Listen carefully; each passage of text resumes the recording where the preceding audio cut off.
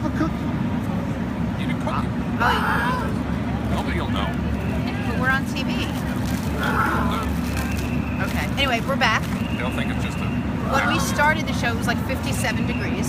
It's now 7. It's now 7 degrees. Gone to the coat. It's really cold. You've got to the Wait a coat. I'm wearing a hat. In the last... Hold up your hand. In the last segment, you had these gloves on. We're downgrading. Those are mine. You could... Oh, she was wearing 2 pairs of gloves? That's why I was like, look, my hands are warm too. Well, he's got frostbite on his hands, and I'm like, do you want these extra pair of He's gloves? the guy holding the camera steady. It doesn't matter how cold. Right. That was a line from Dumb and Dumber, which you probably don't remember. Yeah. So anyway, we were talking before we left about Super Tuesday, and then you interrupted me to tell me how long it took you to get across the street here. And I don't think people in New York, outside of New York City, realize what's involved in getting around here. It's Yeah, it's Bedlam. amazing because I combined bedlam and we are chaos. sitting in what used to be the middle of Broadway, I guess. Oh, yeah. And then Mayor Bloomberg decided to close it down, make it a pedestrian mall. But just to get across the street from the far side to here, you had to like climb across one of those barriers, those metal barriers they put up when there's going to be a parade. Do you remember? First I did that. Then I walked through some traffic which was stopped for a red light. But Right. came upon like a gargantuan curb that looked sort of like a seawall. That you pole vaulted You know, over. one of those things where you'd see the surf pounding against during Oh, yeah, hurricane yeah, coverage. yeah. Somehow I made it over there, but nearly stepped in the horse poop that was Let me tell you, matted what down you on, did to get on this show, Steve, what you did. Getting across the street in like Times crossing Square. the Himalayas. No, it's like playing Frogger. Remember Frogger? Yeah. Remember when George had to return the machine? And they, yeah, And exactly. he had to play the Had to cross machine. the street. He goes, outlet, what's an outlet? The holes. Where are the holes? He didn't Is know that the what same was. episode where his wallet got too big? And No. And he's like, 1 free frozen yogurt at any Esso station in the greater Orlando area. I need that. They're good frozen yogurt. I'm good. You're good. So, how are the kids? The kids are wonderful. This morning, I woke up and went into Harper woke up and I went in to see her, and she was taking the clothes off her doll in the bedroom. And I said, Harper, she doesn't have a huge vocabulary, and she really doesn't have any vocabulary. I was like, Harper, why are you taking the clothes off? She goes, it's okay, it's Velcro. I go, where did you learn the word like Velcro? She learned the word Velcro. Where did you learn the word like Velcro from? It's okay, it's Velcro. Velcro. Very nice. Very, very nice. And you don't have to worry about the clothes ripping as she wanted to put your mind at ease. Actually wasn't my takeaway from that story, but now that I think about it, I now don't have to worry about the doll's clothes. But that was her point. She said it's all right. Because She it's wanted to Velcro. calm your nerves. She knows how jittery you can get. Steph did not want me to cut their hair, so I waited till she was in New Orleans. She's in New Orleans now doing a nice big story for Nightly News. Is it on Durst? It's on, unfortunately, another Flint situation. Possibly. Oh. Possibly. They're just testing water there, possibly. That being said, as soon as she left, I quickly brought our hairdresser over to cut the girl's hair. Quinny looks like a boy. Harper's hair's a little too short.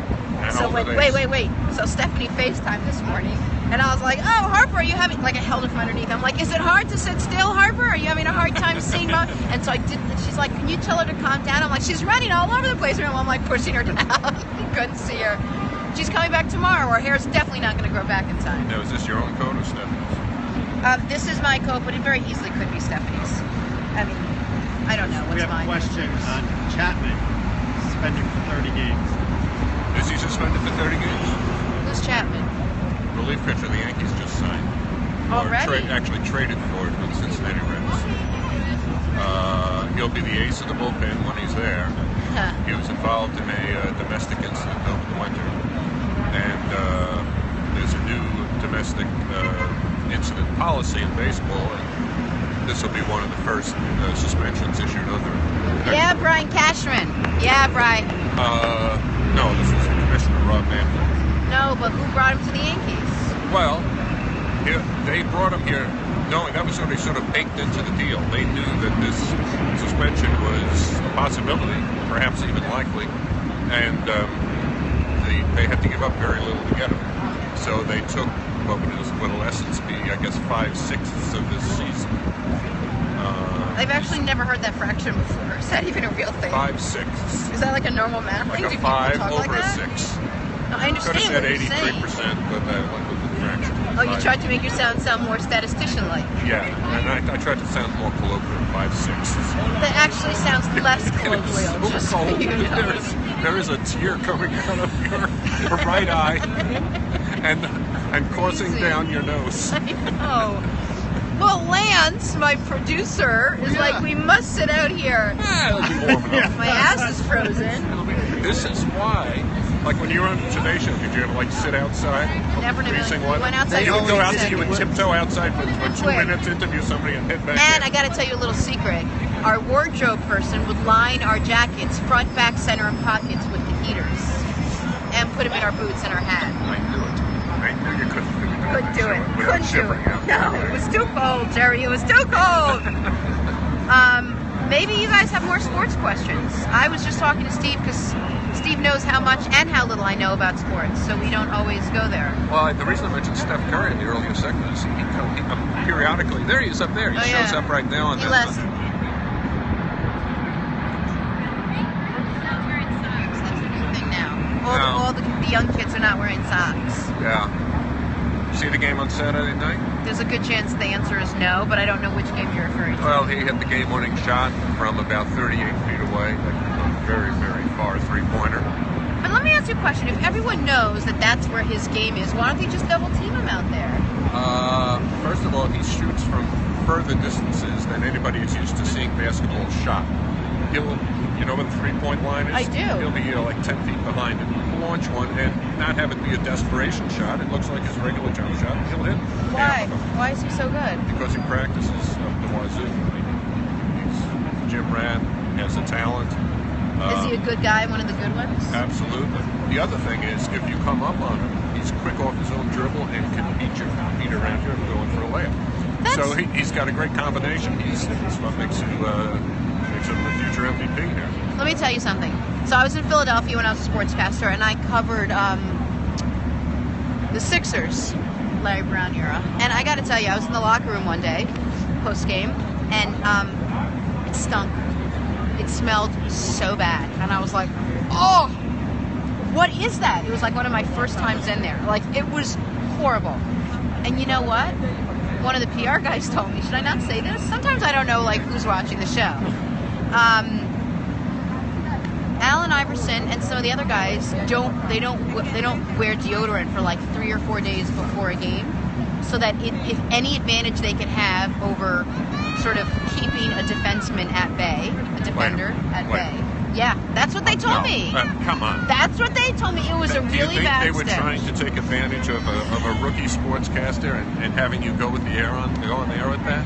Now, Okay, they so- don't use deodorant for 3 or 4 games. In the NBA, you play a game virtually every other day. Listen, what happens So, when you don't wear so deodorant? that would mean for- you go through the entire 82-game season plus playoffs event without using deodorant over what turns out to be maybe a 180 or 90-day period. All right, now in retrospect, maybe they were just putting one over on me. But if that's the case, then they must have put a lot over on me, because I have a lot of tidbits just like that. Let's go back and look at some of those early Some of the sports. other tidbits. Let's look at those early sports reports. Anybody, was it WPHL? Anybody have those tapes out there? That'll be interesting programming for when it gets really cold. I'm telling you, do you remember when they ran out of stuff to talk about on Kramer's show, and he's like, so, Newman, how about that bunion?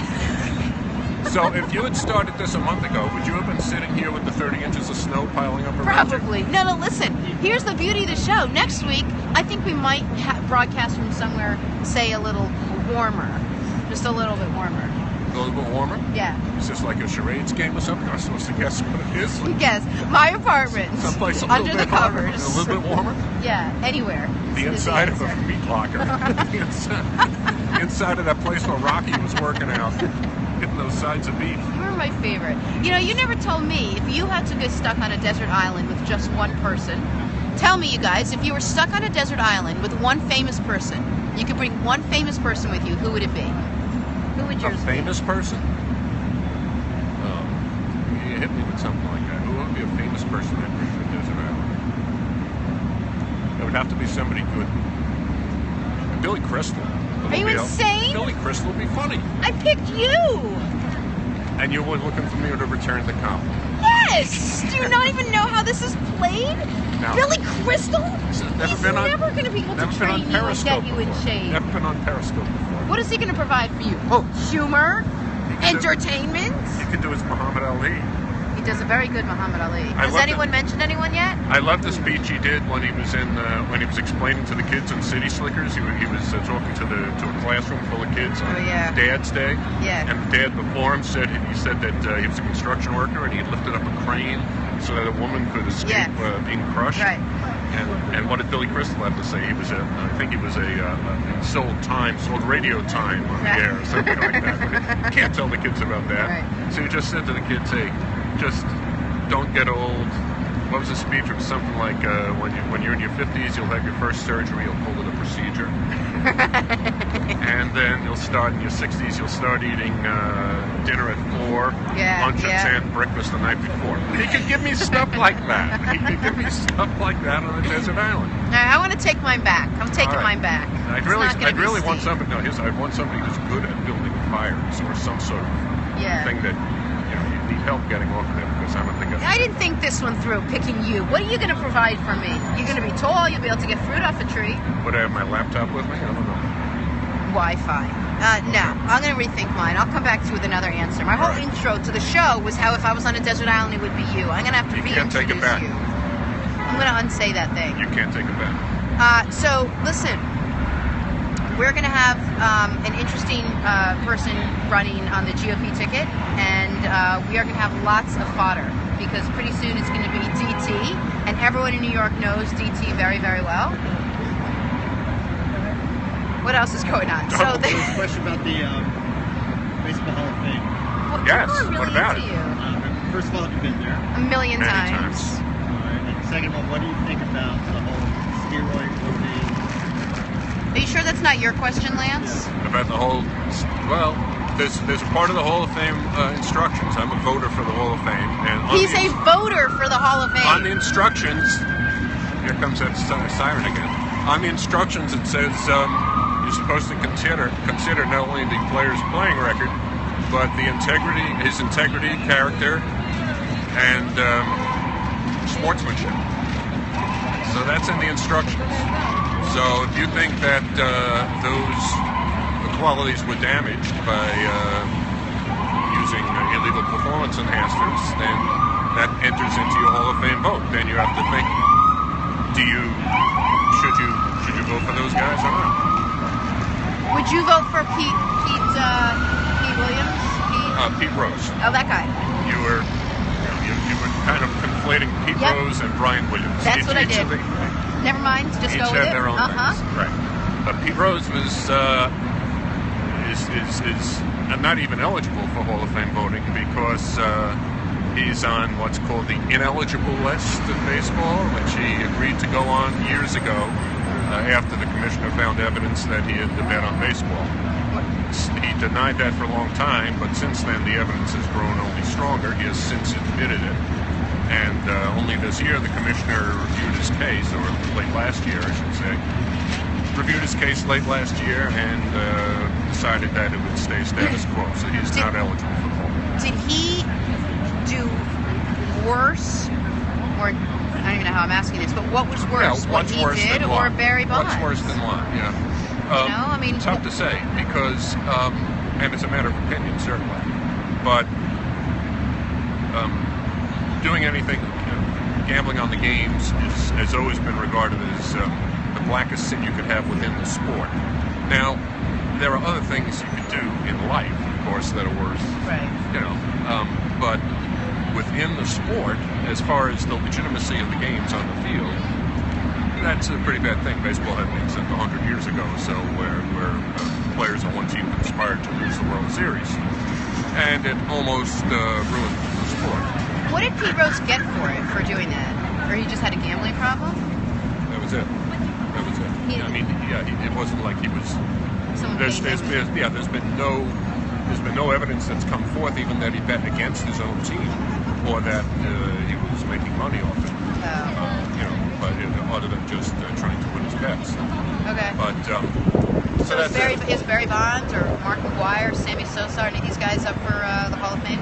Yeah, they're up for the Hall of Fame. So far, they haven't gotten enough votes to even come close to getting. Would Barry Bonds have, with his numbers, had he not been? No question. No question. Okay. His numbers would put him as one of the top 5 hitters in the history of baseball. What about a guy like A-Rod? Same thing. His numbers will put him as one of the top hitters in the history of baseball, but because he's had a suspension for PEDs and passed his prologue and he's treated like these other guys, he'll have a tough time getting in. Now, it could be that as time goes by, 15 years from now, let's say, who knows what society will be like. Maybe everybody will be using something every day, and people will look back on this era and say, hey, what were they all, tied up in a knot about? But Right. for right now, that's the state of play. Do you think that they should get have an asterisk next to their name if they get inducted? Well, no. I think if they're inducted, they're inducted. But everybody in the Hall of Fame isn't an angel. But Some people play for other teams. I thought we were getting a little too serious. Only someone like me would know that. That's I not was true. wondering why these gloves were so large. They're big gloves. Because I had some big gloves. Oh, look who's passing by. They're getting ready. They're clocking out. yeah, try to get a cab. How you doing? Mick. What's up? We are officially in New York City. There you go. Thank you. Peace out, my friend. The Mick's in the Hall of Fame. Great Yankee, number 7, center fielder. Remember, George wanted to name his son 7. After Mickey Mantle. Yes, there's a Seinfeld line for everything. So you're not going to believe this, but we have reached the end of the show. Can you believe it? No. No. You're going to tell me it's another segment. No, it's 4:30. Hey, really? Yes. It's 4:25. All right. Yeah, 5 more minutes. It's getting a little dark. But we'll do the last segment as a Wrap we'll wrap up. We'll turn it back to you and we'll get going. So thank you so much. Did you have as much?